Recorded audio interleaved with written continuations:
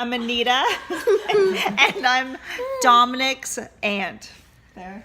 Hi, I'm Sophia. Anna Pretta, Dominic's mom. Frank, Dominic's uncle. Monica. And I'm Hans, Dominic's brother, and I'm going to throw this stuff. Okay. What are you doing there? He's taking selfies. Wait, pause it. Dominic, and this speech is titled Analytics in Hockey. Hockey is a super fast-moving sport. It's also impacted quite a bit by a lot of random variants, lucky bounces, and other events outside of the control of the players on the ice. Thus, it's a difficult sport to attempt to quantify. This is where analytics come into play. Today, I will be discussing the analytical mindset, the concept of shot quality in hockey, and the idea of isolated impact. As Arik Parnas explained, analytics and statistics are two very different things. While any number or tracked piece of information, such as goals, wins, anything like that, is a statistic, analytics is the study of which statistics have a large impact on goals for, goals against, and the end goal winning hockey games. For example, one commonly tracked statistic in hockey is hits, where a defending player will bump into an attacking player in an attempt to take the puck from him. While hits are not inherently bad, studies have repeatedly shown that increased hitting does not have a correlation with winning more hockey games. Teams that hit more also tend to be the teams that don't have the puck as much and have more opportunities to hit. A similar but less extreme example is that of blocking shots. While blocking shots, once again, is not inherently a bad thing, as you can stop a shot from getting through to your goalie, etc., teams that block more shots also tend to be the teams that are pinned in their own end the most. Therefore, counting blocking shots is not necessarily a good way to tell the best players or the best teams.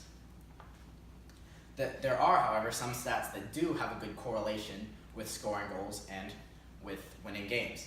However, counterintuitively, goals are not the best predictor of future goals due to hockey having so much variance, as Brian McDonald put it in his MIT Sports Analytics Conference in 2012. There are some stats, though, that are better predictors of future goals than goals.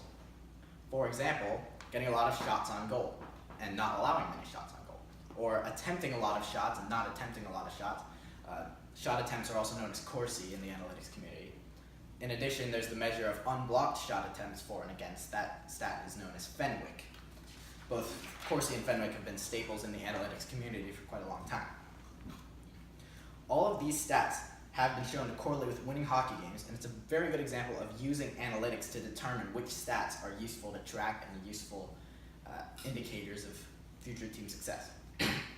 However, all of these shot-based metrics run into the same issue. Not all shots are created equal. As Manny Perry put it, no one worth listening to would argue that shot quality does not exist. This begs the question, which shots are the best, and how do you measure which shots are the best? Models that take all unblocked shot attempts, also known as Fenwick, as I previously stated, and use things such as distance, location, shot type, shot angle, things of that nature, to assign a value to that shot attempt and then measure up those values as whether a player on ice or a team is good or bad, etc. Those are known as expected goals models because they use these to try and predict goals. Manny Perry had a model on his now defunct site, Corsica, and it was very well regarded. It used all those aspects that I listed, as well as whether or not a shot was on the rush or rebound, things like that.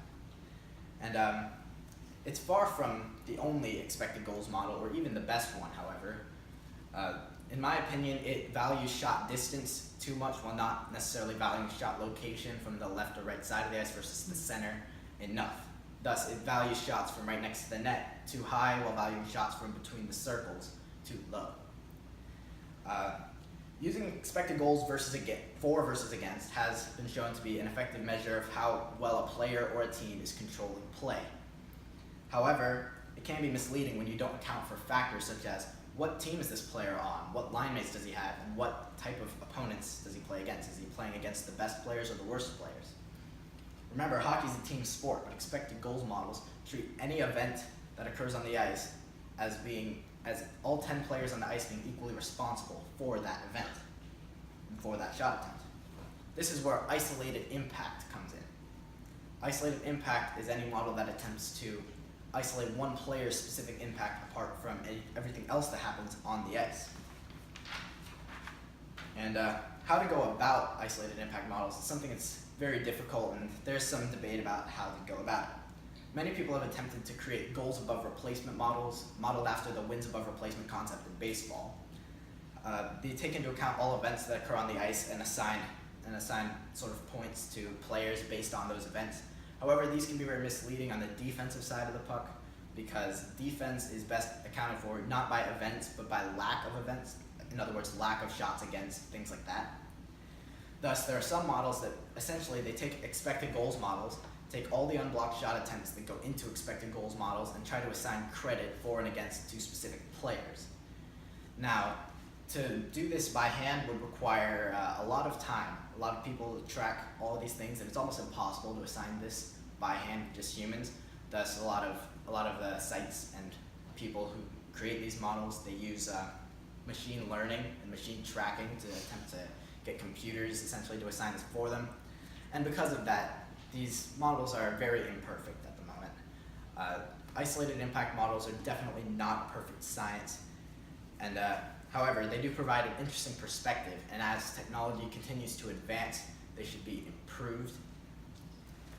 Hockey is an ever-evolving sport, and as the sport changes, our understanding of it must change as well. The analytics movement in hockey strives to do just that. Hopefully now you know a bit more about how analytics are used to change the perspective of hockey and to change how hockey is played. Nice job. Wow, That was really good. Everybody's still here. Oh. Nobody fell asleep. Okay. And I guess I'm still here too. Thank you.